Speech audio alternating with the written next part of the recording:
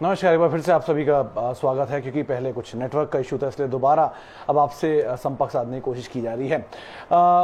Markets के लिए जो हम बात कर रहे थे वो यही कि आज मेजर सेल ऑफ था और एक्सपायरी का दिन था, तो ये अनुमान लगाया भी जा रहा था कि कुछ हद तक की शायद शॉर्ट कवरिंग होगी मार्केट्स में, लेकिन शॉर्ट कवरिंग बहुत सपोर्ट नहीं हुई और सेकंड हाफ के अंदर जो बिकवाली थी वो और बढ़ते हुए दिखाई पड़ी और मार्केट्स दिन के निचले स्तरों पर ही बंद होते हुए दिखाई पड़े। तो एक heavy sale of specially second half के अंदर आया और जो बिकवाली ज़्यादा आई वो एग्रेसिवली उन्हीं सेक्टर्स में आते हुए दिखाई पड़ी जिन सेक्टर्स में अब तक तेजी देखी गई, खासतौर से आईटी स्पेस जो कि बहुत ज़्यादा तेज था, तो उसी सेक्टर में आज तेज बिकवाली भी आते हुए दिखाई पड़ी। बैंक जो कि बहुत ज़्यादा पार्टिसिपेट करके भी नहीं गया, लेकिन वहाँ फिर भी एक सेल ऑफ आता हुआ दिखाई पड़ा।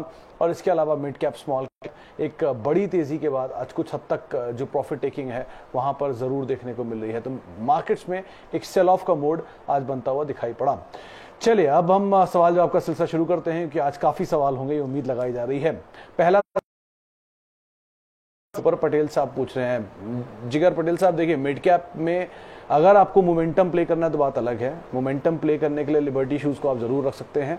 होल्ड करने के लिए आप इसे भी भूल जाइए। अगर आप लेना भी चाहते हैं तो बाटा इसका बेस्ट स्टॉक है सेक्टर का, आप उसके साथ जा सकते हैं। आज सुबह इनफैक्ट शुभम जो है वो हमारे साथ जुड़े हुए थे, उन्होंने बात साफ की थी कि इस पूरे महीने के दौरान अगर कोई शेयर पिक किया जा सकता है तो बाटा हो सकता है, जिस पर आप दाम लगा सकते हैं। लिबर्टी को अभी आप एटलीस्ट अवॉइड करके चल सकते हैं। एक और सवाल लेते हैं, सवाल है आदर्श कुमार जी का। सवाल है M&M फाइनेंशियल को लेकर करीब करीब 157 रुपए के दाम पर खरीदारी है।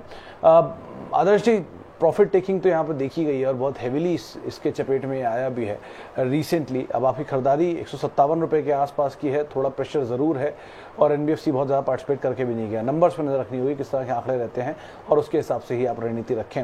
अक्षय मित्तल साहब पूछ रहे हैं TCS में क्या करें। अगर मित्तल साहब आपने लंबी अवधि के लिहाज से लिया है तो कोई दिक्कत नहीं है, बने रहिए, एक्यूमुलेट करिए उल्टा, लेकिन घबराएं नहीं, कुछ नहीं हो रहा TCS में एज सच। थोड़ा प्रेशर इनका इसलिए भी है क्योंकि जो टाटा सन्स के शेयर बिक सकते हैं मार्केट में, अगर इक्विटी फ्लोट बढ़ेगा तो उसका एक नेगेटिव इंपैक्ट हो सकता है, लेकिन अदरवाइज ये कोई बहुत बड़ी चीज़ नहीं है। आप इसमें बने रह सकते हैं और यहाँ पर रख सकते हैं। इसके अलावा संतोष गौड़ साहब पूछ रहे हैं कि SBI पे क्या करें। 500 शेयर हैं 240 रुपए के दाम पे। गौड़ साहब, थोड़ा नीचे जरूर आ गया आपकी खरीदारी से, लेकिन आप एटलीस्ट होल्ड कर सकते हैं। एवरेज अभी ना करें, 170-80 की रेंज में कहीं मिले तो वहां एवरेज करें, लेकिन अभी आप बने रह सकते हैं, यही ज़्यादा बेटर है। शिल्पा मेडिकेयर क्या अच्छा स्टॉक है निवेश के लिए। हाँ, आज सुबह एक रिपोर्ट भी आई थी और रिपोर्ट थी JM फाइनेंशियल की। 750 रुपए के टारगेट उन्होंने दिए हैं। पोटेंशियल अपसाइड काफ़ी दिख रहा है। वैसे भी आज की बिकवाली में होल्ड कर रहा था स्टॉक, अपने आप ले सकते हैं, इसमें थोड़ा सा नजरिया आपको बढ़ाना पड़ेगा। आकाश कुमार जी, माफ कीजिएगा, पूछने हमारे से HUL के 600 शेयर हैं 2020 के रुपए के दाम पर। आकाश जी, अगर आपका नजरिया लंबी अवधि का है, जैसा कि आप लिख भी रहे हैं, तो आपको घबराने की जरूरत नहीं है। कंपनी बहुत अच्छी है, बहुत बढ़िया स्टॉक, बहुत समय के लिए अगर आप रखेंगे तो पैसा बनेगा भी।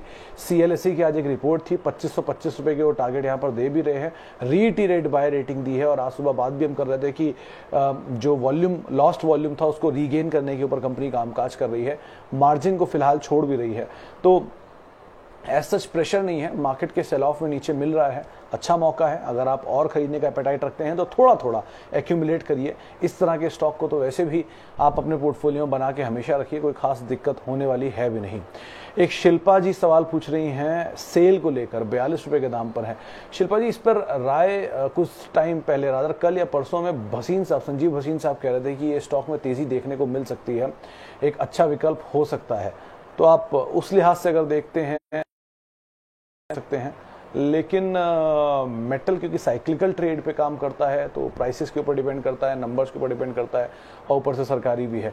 तो अगर आपको कॉस्ट टू कॉस्ट मिलता है तो आप निकल जाएं और बेहतर विकल्प को तलाशें और वहाँ पर आप निवेश करें, वो ज़्यादा बेहतर ऑप्शन रहेगा। लेकिन नियर टर्म के लिए हाँ, मोमेंटम प्ले ही है। अगर मोमेंटम मिल जाता है तो आप इसमें से ज़रूर तेज़ी देखकर या अपने भाव के भाव आकर आप निकल सकते हैं और किसी और शेयर के अंदर इन्वेस्ट कर सकते हैं।